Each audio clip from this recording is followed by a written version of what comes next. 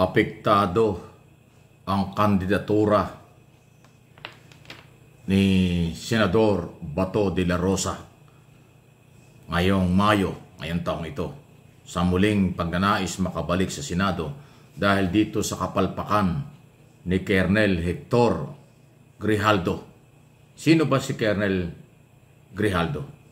Siya po yung dating testigo ng Quadcom sa issue ng war on drugs ng Duterte administration na malapit sa grupo ng mga Duterte, lalo na kay Colonel Garma, na nang humarap sa Kongreso, okay naman ang kanyang pagharap doon at pagsagot sa mga tanong.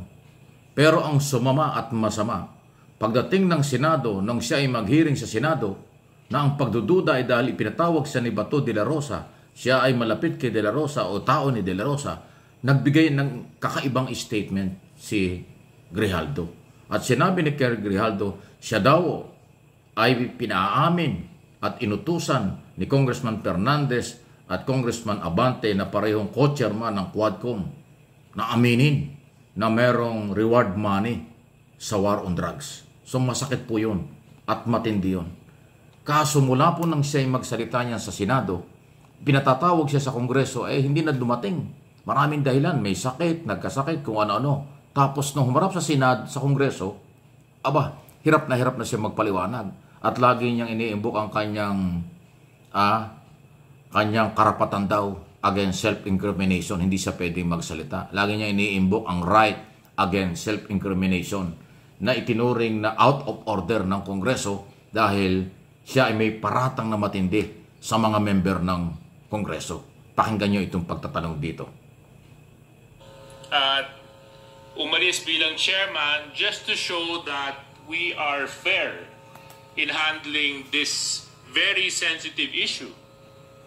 Because you made serious accusations in your affidavit, Colonel Grijaldo.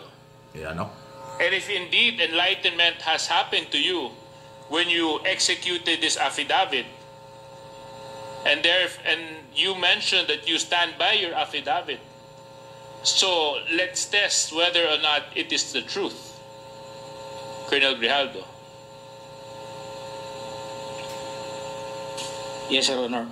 As I have said, I will stand by. I am humbled by my experience, Your Honor. I'm sure you're humbled. But Mr. Colonel Grijaldo, I will stand by with my statement. You have to understand one thing. The Senate, Your Honor. You have to understand one thing lang po. My right to self-incrimination, Your Honor. But you have to understand one thing, Colonel Grijaldo. Okay lang po yun kung para sa'yo. Ang problema ang dami mong dinamay Kung para sa'yo lang yon, hindi sana natin gagawing issue to Ngunit ang idinamay mo dito ay mga taong walang kinalaman o mga inosente. Paano naman po sila? Paano naman po yung mga karapatan nila? Paano naman po yung boses nila? Paano naman yung katotohanan nila? Hindi pa po natin sila pahahalagahan dahil panghahawakan lang natin yung sinabi mong enlightenment mo? But they have their own rights too, Colonel Grijaldo. So, Colonel Grijaldo, siguro wag na tayong paligoy-ligoy pa. With the permission of Mr. Chairman, Colonel Grijaldo, you made some serious accusations here. In fact, so serious that it was even carried by our media news for almost a week, 2 weeks. And because of your accusations, you've tarnished the very reputation and integrity of the committee and the House of Representatives. Things that I will not allow dahil ito pong posisyon na inuupuan namin, ito po ay posisyon ng tiwala na ipinagkaloob sa amin ng taong nagtitiwala sa amin. At kailanman hindi ako papayag na may mga tao na magdudungis at magtatapon ng kasinungalingan para sirain ang integridad ng trabaho ng House of Representatives at syempre ng komitibang ito. So Colonel Grijaldo, sinabi mo po dito sa inyong sinumpang salaysay that you were persuaded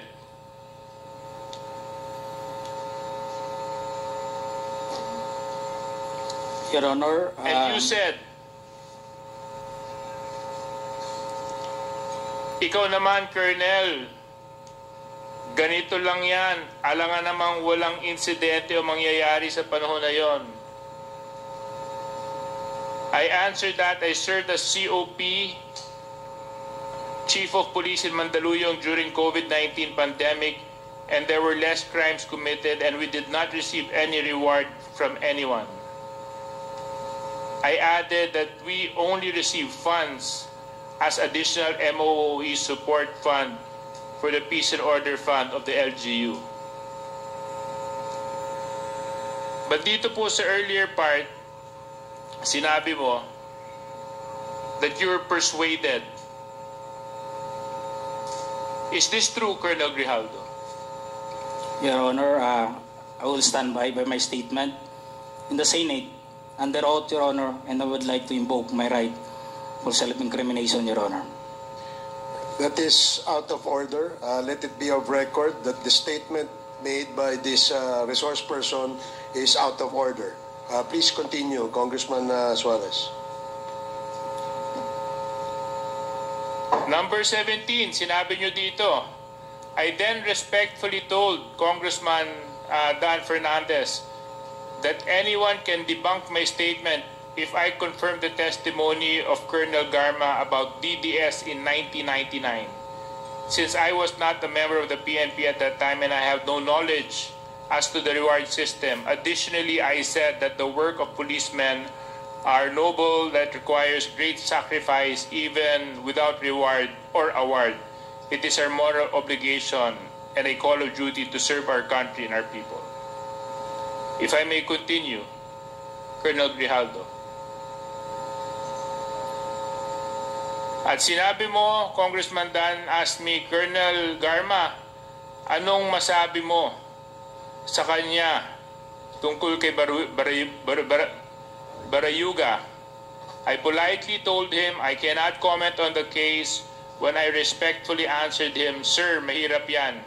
Kasama kami sa nag-iimbestiga at hindi ko alam kung anong kinalaman niya at may investigasyon din kami, baka ma-incriminate ako, sir. Tama po ba ito, Colonel Grijaldo? Your Honor, yes or no lang po, ha? I will stand by my statement in the Senate under oath, Your Honor, and I would like to invoke my right for self-incrimination, Your Honor. Again, the resource person is out of order, and let it be of record that he is continuously disrespecting this committee by refusing. Ayan o, yan ang nangyari, di ba? Kanyang sinumpa ang salaysay, pero hindi niya mapanindigan. Matindi po yan. So, yan na nga yung sinasabi natin. Na-identify kasi sa loob ng ilang linggo, matapos siyang humatin sa hearing, na siya ay maaaring naturuan o maaaring na-impluensyahan ni Senador Bato na matagal na rin iniimbitahan ng Quadcom, hindi umaharap sa hearing sa issue ng extrajudicial killing or war on drugs during the time Duterte and Bato de la Rosa as PNP chief, Duterte as president. Ayan po yan. Kaya dahil dyan, nagalit yung mga congressman, ipinakulong, contempt yan doon sa Station 6 ng Quezon City Police. At ngayon ay pinag-uusapan. So, si Bato de la Rosa tahimik ngayon sa isyong ito, kaya nadadamay siya. Posible sa aking analysis at opinion, kaya si de la Rosa pababa ng pababa sa mga survey. Kasi ang dating sa tao, baka pinagtatakpan yung reward system at yung human rights violation ng panahon. Yun lang akin sa pantaha. Kaya yung mga tao hindi sumasang-ayon na muli na si Bato de la Rosa ibalik sa Senado, kaya sa mga survey, apektado na. Yan ang mabigat. At hindi talaga niya pagsipot sa ilang paulit-ulit ng invitation ng Quadcom na humarap si Bato de la Rosa. Pero pagdating sa Senado, nag-ibang statement nitong si Colonel Grijaldo na posibleng na-impluensyahan niya. Yan po yung nangyari. Naku, matindi. Apektado na ang political career. Naku, Senador, mag-double time ka dito kung paano linisin mo yung pangalan.